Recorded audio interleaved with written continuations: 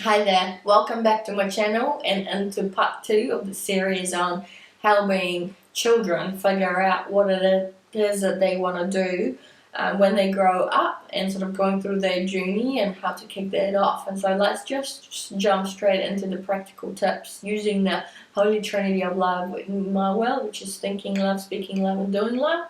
So we think about speaking love, right? Thinking love first. There's a lot that can be done when it comes to the thinking part. Now, first of all, is becoming actually aware, perhaps, that as the role model, as that mom and dad in the child's life, it's time to actually start having those conversations and serious conversations about what the kid might want to do in the future. And the journey begins with the thought, right? So it's considering all the variety of options that are on the table, and as mentioned in part 1, the spectrum is huge, right? There's so much that one can do in this life, and it becomes a bit of an interesting, I think, activity for parents to actually be able to consider all the variety of jobs and careers that a kid could do given their own family dynamic, right? So what is it that you and your partner do, or the mom and dad in the kid's life? What do they do? What kinds of jobs have they done in their life or career that they've chosen to take? What about the grandparents or aunts and uncles, other close family members? Because remember, there's a reason why we're family. There are similarities in the DNA of each person in the family, and as a result, some of the coding when it comes to your professional development or the job or work or activities that you enjoy doing, there might be some similarity. Not always, but there could be similarities. So that might be an initial consideration of options, right? What's our family been doing, and what have we done, and what have others have been doing for a long time? Now, and the next little point that I will do is observe your own kid. And the truth is, if you have multiple children, you will know that they can be very, very different, right? Each child comes into this world with their own set of preferences, likes and dislikes, and there may be similarities, as I mentioned, because of the nature of the DNA, but ultimately there's something unique always about each individual.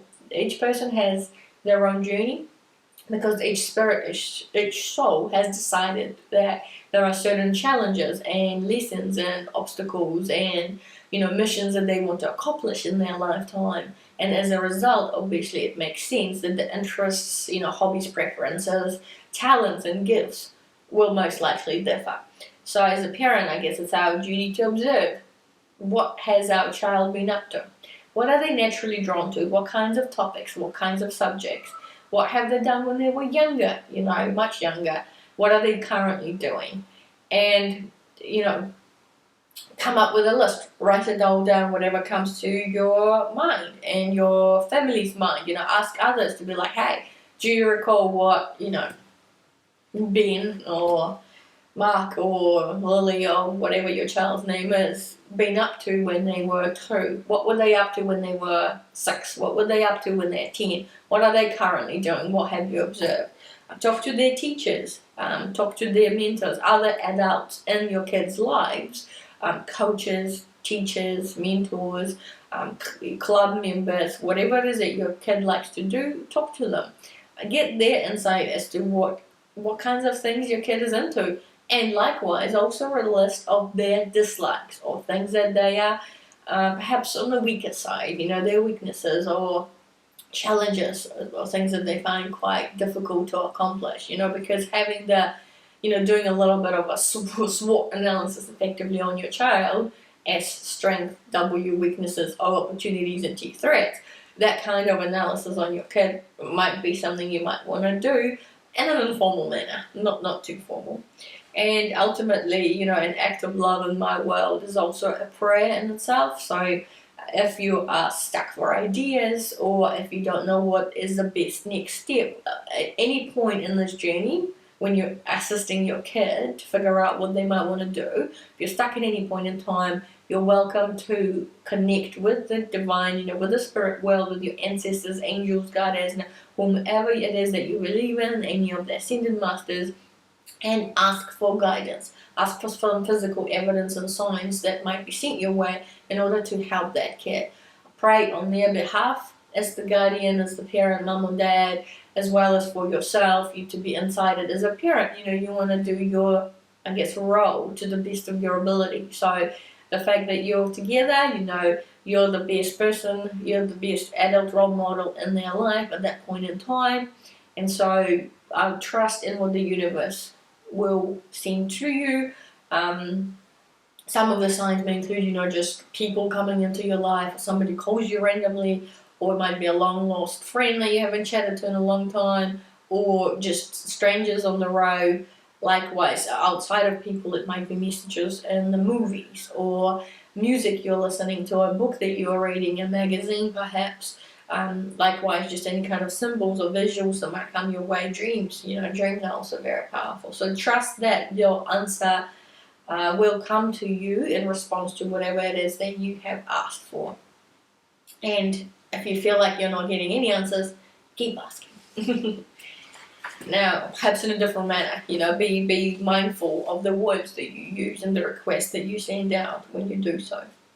Now, if we jump into speaking love, so whatever you can think, you obviously can speak, but here's a few other things that you might be able to do, outside of having the conversation, like I mentioned, with your family members and the closest people to the particular child. See if you can kind of extend that out a little bit more and figure out if there's any kind of group effort and of support that can be requested from the wider community or the wider village in that child's life, right? I'm a big believer in that it takes a village to raise a child, and that's why, because every single individual, that connection, that bond, can bring something new or something different, and that might be the key to unlocking the door to your child's journey of figuring out what it is that they want to do. So really broaden the horizons and figure out, right, there's so many people, there's the whole village in this child's life, right? Whom can we tap on the shoulder in order to kind of help that kid on their journey?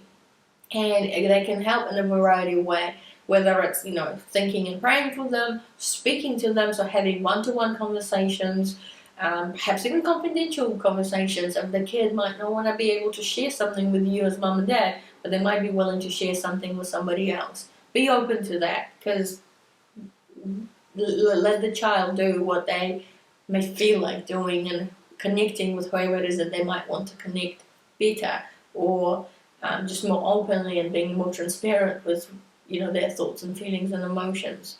Now, ultimately, when you broaden that kind of lens, have an eagle eye on all the people or the village in your kid's life, don't forget to also not lose track of the fact that this is all about the kid and the child. So it's very important to have the one-to-one conversations with the kid as well, all throughout this journey and right from the beginning, including, is there anybody else that they might want to chat with that they think might be helpful, and be open to their suggestions. Consider them. There's a reason why that kid might be saying, a particular person is whom they want to chat to. And just use that deep knowledge and wisdom inside each parent, or guardian, to figure out, why. And be open be open to considering it. You can always say no, but be open to considering. And look, there is going to be lots of talking throughout this whole process.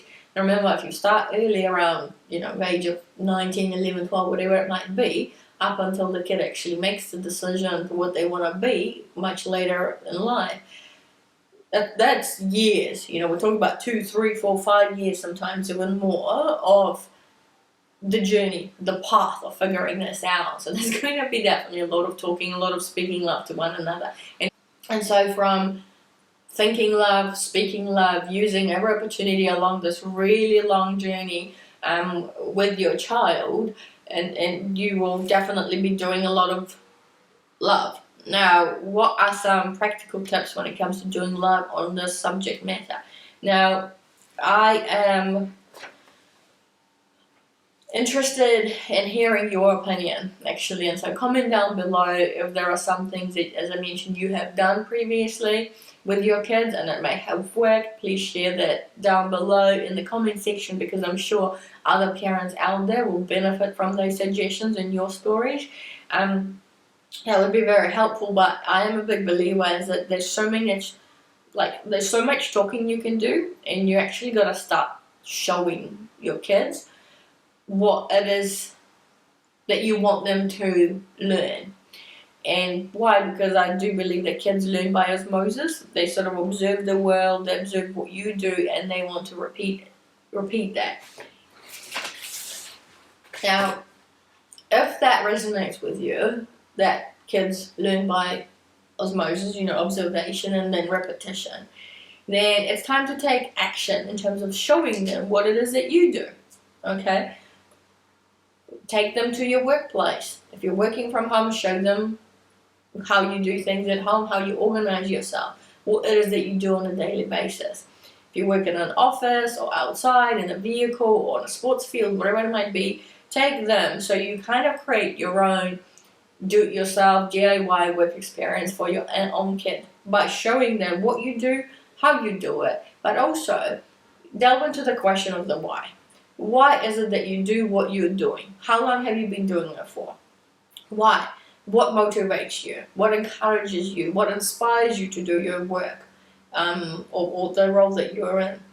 Now, likewise, by showing them what you do, you might be inspired, or the kid might be inspired to go and tap on the shoulder other individuals in the village that make up that kid's life in order to actually explore and discover the other roles that are available, right? The mum and dad might be doing completely different things, like what aunts and uncles, grandparents, and then not to mention the myriad of, teachers or family friends, parents of their best friends or other friends. There's a lot of connections. The village is huge, and there's opportunities everywhere to be able to give a physical representation to a kid of what a role looks like. Be that for a couple of hours, or it might be a day, it might be a weekend, or even a longer period of time, right? For them to really see a particular role in a variety of ways, right? And at different times, because things change. One day a role might give one kind of angle at a particular role, right? But give it 3 months time or different season, and that role might look completely different. So that's something to bear in mind, is that as time passes, things change, right? And roles change, and what you do on a daily or weekly basis might differ. So it might be a great opportunity to come up with a bit of a plan to see how your child might be able to try that one and the same role but at different periods of time, and to see if they still like it and enjoy it, or what lessons have they learned, the good, the bad, and the ugly, the likes and the dislikes. It's all good data. It's great information. Make connections. Tap friends on the shoulders. Likewise, have a consideration, or consider what other service providers you have in your own life that you might be able to tap their shoulders on, tap their shoulders, or figure out if there's an opportunity for your kid to be able to actually experience what it is that they do. So for instance, accountants, if you hire accountants for your personal finances or for your business, can your kids spend some time with them? You might have family lawyers. Go see a lawyer. There's also a variety of law that you can practice, right? So take them to as many as you can if those are present in your life. Doctors, likewise, same with the medical profession. So many different jobs, so many careers in different workplaces. What else? You might have recently or on a regular basis, you might be building a home. If so, construction workers or architects, have a think about people who are involved in that space and what they do. Is there an opportunity for you to call them up and arrange a little bit of a work experience for your kid?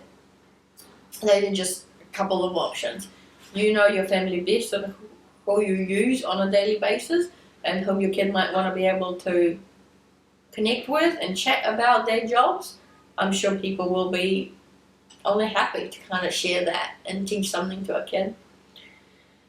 Now, what experience they get is kind of key to getting their job, right? So the reason I'm going into the conversation about the DIY work experience prior to formal work experiences they might undertake during school, or they might actually get their first job, so get work experience in an actual role. The reason I want to get into this, discussion about family, friends, other service providers is because ultimately the conversation about what a person does on a daily basis, weekly basis, and a seasonal basis will give their kid insight and good data and information. And they might even feel it, whether something resonates with them internally or it really doesn't. Likewise, conversations can be had about the training or the study required in order to do a particular role, right?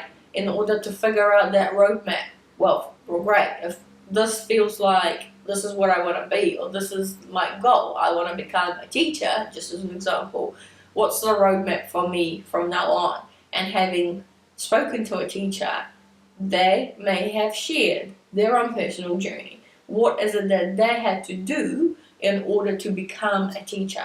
What institution did they go to in order to study? What degree was that? How much did that cost? How much of their time and effort did that take?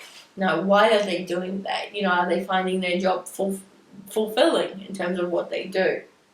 And so having that information and data is already brilliant knowledge, right? And then coupled with, if they get a chance to experience it themselves, spend some time actually doing the role next to that person, that experience is just absolutely phenomenal and key. And who knows, even if they do that on a regular basis, they might be able to get a bit of a character reference from the relevant individual who's been assisting them, right? And who knows, that might be then the key to unlocking their first job and start earning some pennies, getting more experience as a result of having had the DIY work experience earlier on in their life. So the next thing I want to mention about doing live is not forgetting about the support from the education facility that your kid might be in to figure out what they might want to do. So once again, information, but also the doing bit, which is the work experience. Call up the school. There is likely somebody whose role it is to talk through career options and career services. And look, it might be open to kids that are older. Somebody who is approaching the finish of their school years. But if you're proactively asking for that individual for your kid who's a bit younger, and you're proactively requesting to go and see somebody about it, I'm sure there can be something arranged in order to actually assist your child on their journey, even if it might feel a little bit too early. I don't think time is too early to start figuring this out, because ultimately it's a journey, and it could be a very long journey. But so long as that journey, steps are taken on their journey, I mean, that's a good thing. And if the school, the teachers, the principals, administration staff, career services, whoever is, or whatever staff member in that education facility can assist the kid, then that's additional support that child will actually receive. And that's excellent. That's excellent, because you need that village of people around that child to apply themselves to the best of their ability and in the circumstances that they find themselves in order to help the kid figure themselves out. And last thing I want to mention on this doing part, to wrap up, to make sure we have sufficient time for part 3, which is that roadmap, right? Do not underestimate the power of creating a bit of a strategy or plan or a roadmap, which is once you have the kid and you have some options on the table, they might not be able to lock in one, but there'll be a general direction that your kid might be willing to follow, or 2 or 3. But ultimately there will be something narrowed down from the huge spectrum. There will be a narrowing down, the ultimate goal, or a particular role that they might want to get into. Start researching what it is that they will require in order to get their job when they're a little bit older, apprenticeship, or a diploma or a degree at school, whatever it is that they might need to actually be qualified to get a particular job or role or experience that they might need, and then work backwards to figure out what kind of subjects they might need to take at school, especially when they get the choice to choose their subjects, what extracurricular activities might be helping them on their journey to getting the relevant experience. Are there any hobbies and interests that they may want to delve into in order to assist them in developing the skills and the competencies? And likewise, there could be weekend jobs or after school jobs that they might actually want to apply for in order to start literally building their own skills, their own learning and knowledge and development. Because ultimately all of that together, all these little puzzle pieces will come together and will assist them in their journey to actually locking in that ultimate role or job that they might want to actually get into. Now, just stepping back a little bit for a moment, the last kind of message that I want to relay before we get into part 3, which is it's all about investing your time wisely. Like, this could be a very long process, the pathway might be long. You don't want to get overwhelmed or stressed about this decision or discussion. It should all feel fun and loving, and it's coming from a supporting place for your kid, not just from you. And you're the parent or the guardian or the closest person to your child, and you appreciate that there might be a village that can assist. So it's probably a wise decision or a wise action to take to try and make this experience be as supportive as it can be for the child, right? Because then whatever your own kid will be going through, from the age of, being a young kid to actually making the decision when they're a bit older, you want them to feel like this is fun and it's exciting and it's good to be able to do something and enjoy doing that and be that light for them. Be that light for them throughout every step. And I am a big believer that if you practice love, you will get more love back. And in this situation, it's all about, applying the holy trinity of love. When in doubt, think love, speak love, do love. It's going to be a long journey, but it is possible. We've got everything we need at our fingertips and within our bodies and within our, external circumstances to be the best kind of guardian, role model, parent, mum and dad to your kid on this journey. They're very well equipped. It's just a matter of going back to that power of love and some of the universal laws that we've discussed in part 1 to actually apply yourself, invest your own time wisely into that journey, and as a result, I'm sure that your own kids' time will be invested wisely into their own decision along this journey. So with that in mind, I'm going to wrap up part 2 because we've only got a little bit of time left for part 3. And I'll see you shortly in part 3. Click on the link below. See you shortly.